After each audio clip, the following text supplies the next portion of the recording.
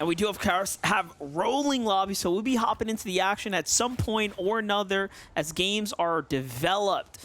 And Taco, I mean, this is off to a pretty great start if you're in Ritual, right? If you're folks that are returning back, that's exactly what you want. You just want to chip away at those series points. Yeah, and a lot of it can also come down to how consistent these teams are being throughout the course of each lobby. I mean, you heard it from Vivid.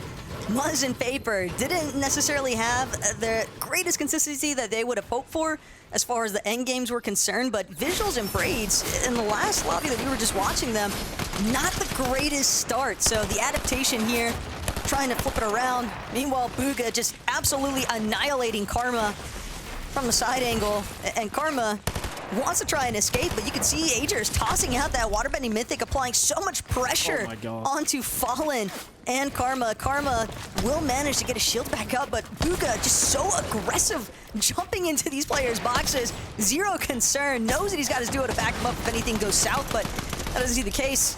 Karma instead just getting fully pieced up inside of his own builds.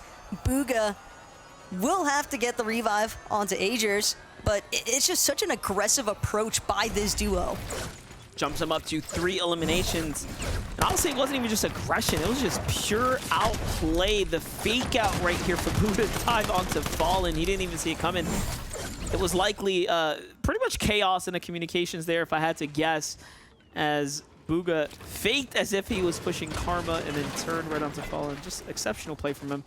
Meanwhile, jumping with Noxy and Chris, this is that fresh duo. We've been wanting to see how things are going to work out for it. Little they didn't know, there is a team behind them, so danger close by in all directions, really.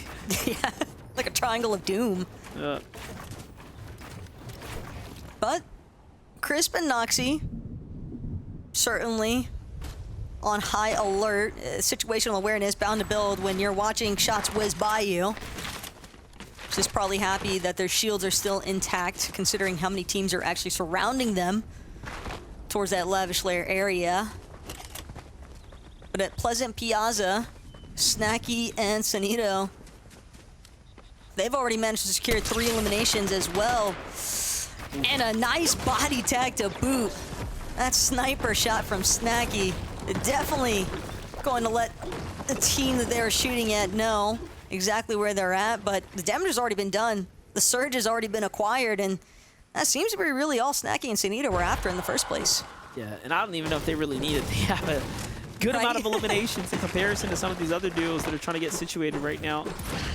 Hound and Aiden, one of those few teams that have just a little bit to work with, but again, this is what makes this Grim Gates area so beneficial. It's going to naturally attract teams here. Everyone's going to want to get a piece of the river for the road here, for the battles.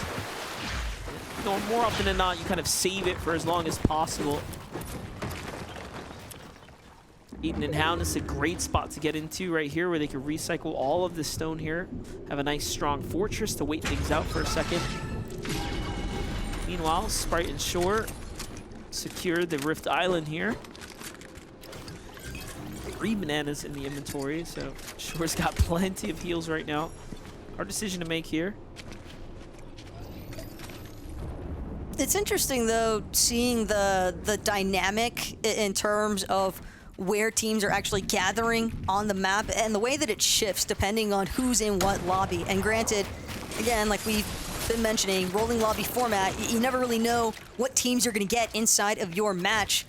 You just know that there's going to be 49 other duos aside from you to deal with, but last lobby that we were spectating, there wasn't a whole lot of action surrounding the Grim Gates area. It kind of just looked like it was only Bucky and Okus really still lurking nearby by this 4th, 5th zone point, and now you see a lot more teams accrued in this lobby. So it is interesting just to see all of these teams and their clear preferences in terms of where their loot paths are going to lead them for their surge strategy methods throughout a lobby.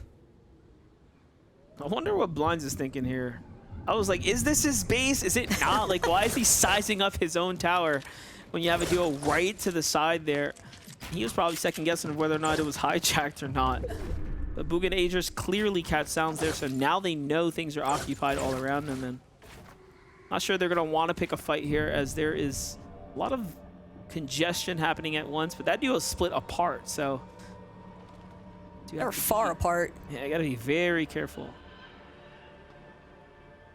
Wouldn't be surprised for Bugha and Agers to make a move if they happen to spot how split that duo actually was and see their teammate a little bit further south. That is more than enough room for a team like Bugha and Agers to pounce on.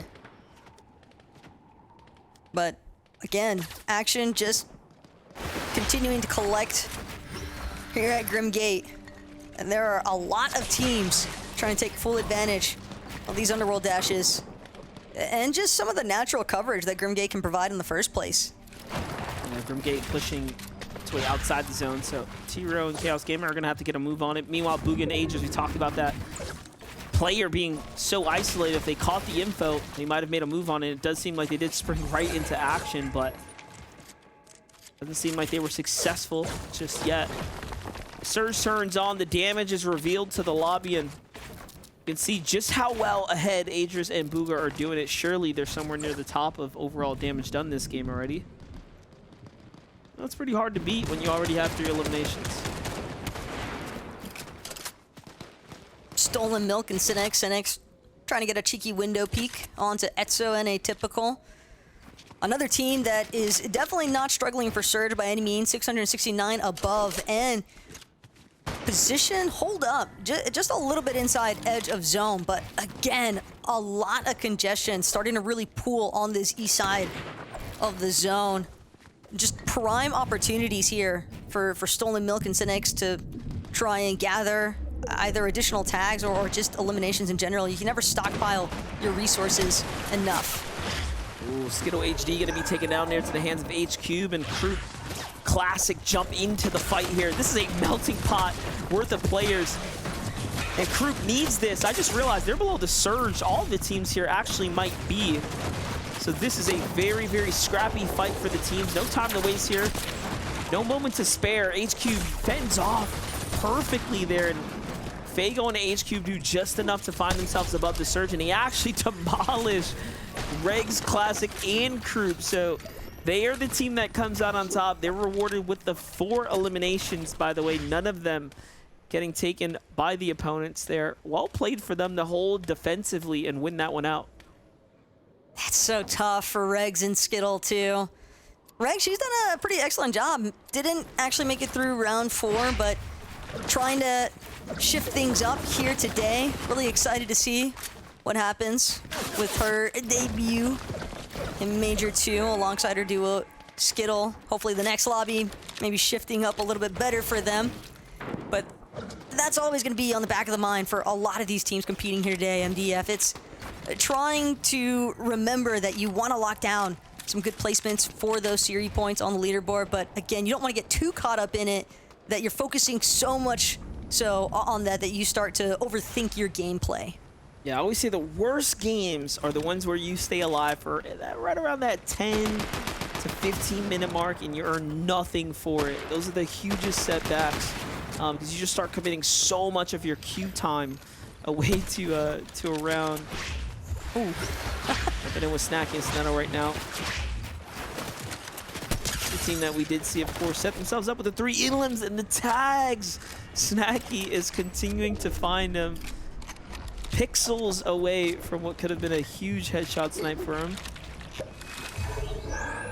It's just so dangerous to try and play peekaboo when you know that there is a lobby full of players that could potentially have that Reaper sniper. But it's a risk these teams have to take, especially when they find themselves under the Surge threshold, like Aiden, just barely managing to climb above it. Only 10 above, though. Can't imagine that that's going to hold for much longer. They need to get some additional damage applied, and Aiden will manage to connect. A couple more shots in line. Surge continuing to build here. Die in height, doing their best to try and hold down their walls, but Aiden, Hound, they know what kind of damage they've managed to apply here. With the Flowberry Fizz having been popped, might have just been for initial shield regen, and sure enough, Hound just gonna go for the window edit instead. The safety of the height inside of their build currently. They don't want to compromise their position just yet. I like the refocus coming out of Hound right now to start looking at the teams that could be rotating and situating below them, because Aiden gathered enough information just from the knock and the team that pushed him to probably figure out that all of those guys needed Surge there. Meanwhile, the highlights are Snacky in full-on action there, picking up a set of eliminations, actually showing us what that sniper setup is all about. Snacky's kind of on a rampage right now, and Visxals Braydz, they definitely want to get the party started here. They don't have any eliminations just yet. They're also kind of struggling in terms of their Surge threshold, so you know it's only a matter of time before the desperation starts to kick in. One below the damage threshold even. Visxals trying to gauge which box would be the best to jump into. But you've got to be careful about which fights you actually pick. You never want to bite off more than you can actually chew. And instead, Visxals gonna tap back into the River of Sticks, refresh those underroll dashes to keep moving forward. Azers and Bugha continuing to try and suppress Hound and Aiden. Seems like they spotted out that primo positioning that Hound and Aiden were trying to lock down initially. And looking to strike from just one layer below, essentially, but they want to make sure that they don't get pinched in between another team. That's why you can see Azers and Bugha instead working their way down to the ultimate low ground here instead. It's all about putting yourself in the right spot here. In Hound trying to do just that. I like where they're at. They have Visxals up, but Azers and Bugha are not stopping. What is going on right here? They jump in on a team, but Azers tries to back up Bugha, and that little hesitation right there costs Azers his tournament there, and now sends Bugha into this endgame as a solo. And this couldn't have been worse timing, because they did not have to. They did not have to take that fight by any means. That was pure greed. And now look, has to dig into the mythical bananas there, of course, to get the heals here. Now the bananas will not fully save you here when you're inside the zone. Another fight here, might as well finish a deed, but no, the zone, too much pressure to worry about here. What do you think about that decision there, Taco? Was it worth the fight? Definitely not. As far as Bugha and Azers are concerned, it looked like a skirmish that they initially believed was going to be a quick and easy pickup. But they didn't even find even a solid amount of shield refresh. That might have been the primary reason there for Bugha to engage, but sure, all the while just getting absolutely gobbled up by Stiffaruni. And Bugha, now left in this solo performance situation, definitely doesn't want to take any more damage towards the zone itself, but have to be really careful working through that mid ground. So many pre-existing builds, so many duos still remaining as well. Well, let's see what Bugha can do here. He's now by himself. Meanwhile, on high ground, Artesian Iggy just off to the race right here. 7 eliminations. It goes back to that weird mountain that was played off before, and you can see the remnants of the structures here. First player setting himself up to dash all the way across as well. Here's the setup. Sniper shot comes in from the low ground. It's a headshot, and the tag was good. Meanwhile, Iggy finds another refresh, and that sets him up with the material now. So Iggy and Worst Finals player looking extremely well set up right now for an endgame closeout. Bugha still hasn't earned that top 15 just yet, but he's close. that name is a lie currently, though, for Worst Finals player, at least not from what I've seen in this lobby so far alongside Artesian. But again, have to see how things actually wind up here. Incredible, though, that Bugha is still standing. This is just veteran experience to the T. Bugha now, recognizing the fact, might have encountered another player. Instead, gonna expend some of his hard materials. Snacky all the while, another elimination added to the count onto H-Cube. Snacky and Sunito just tarping through that secondary height. Bugha found User trying to confirm the pickoff, but instead, the shot. Nasty stuff. It was looking so good for Bugha.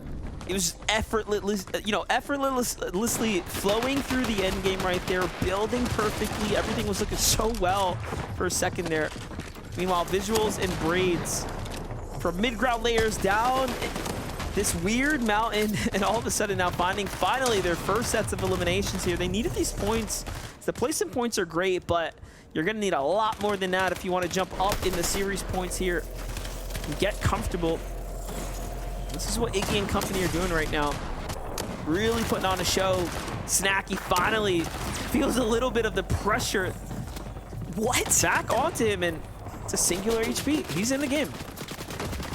It's just the way that Snacky managed to fully run through that box, and then Sunito backing up his duo. But they're not out of the thick of it just yet. Visxals, Braydz, this has definitely been the end game that they needed to make. Big bounce back, considering how that first lobby shaped up for them. But Sunito, Snacky now having regen a decent amount of his HP, thanks to some white heals, a little bit of shield found nearby. Aiden and Hound, meanwhile, stuck in a crevice here on the low ground. They're trying to lurk, trying to see if they can catch anybody off guard. It might be Sunito who's their victim, and sure enough, Aiden gonna confirm that knock into an elimination, but it does cost him Hound in the process. Snacky strikes back and then just tries to keep it moving because he's got to stay inside of the zone. Can't afford to take another tick. Got the banana going though, so we'll buy him a little bit of time. Yeah, HP still rolling here for a little bit, and there it is, going to stop there. So got a couple more moments he can mess around with the zone, but not for too much longer. One build left, time to jump down. No, gets tagged in the process. Of course, Iggy and the high ground company here doing just that, but might have jumped down a little bit too early, met by Braydz and Visxals with the 2-angle shot, and finals play out. Watching it play out. Braydz has to have some visual sound cues though. He definitely needs to know, but no. From behind, Visxals did not let the rat plays come to life there, Taco. That would have been insane if Worst Finals had not been spotted out there at the end. But again, what a massive turnaround. Like, that is 100% the 180 that a lot of these teams are looking to pursue. If one lobby doesn't go your way, don't worry, queue up, go again. Because as Visual and Braydz just exemplified, you can always turn it around. This game was not looking great for them by any means. They came in with 0 eliminations in the top 15, and then all of a sudden, 7, by the way. And I thought it was a shotgun shot with how quick and swift justice was served there. But hey, congratulations to Visxals and Braydz here, as now we get to catch on in with Zeke and the company.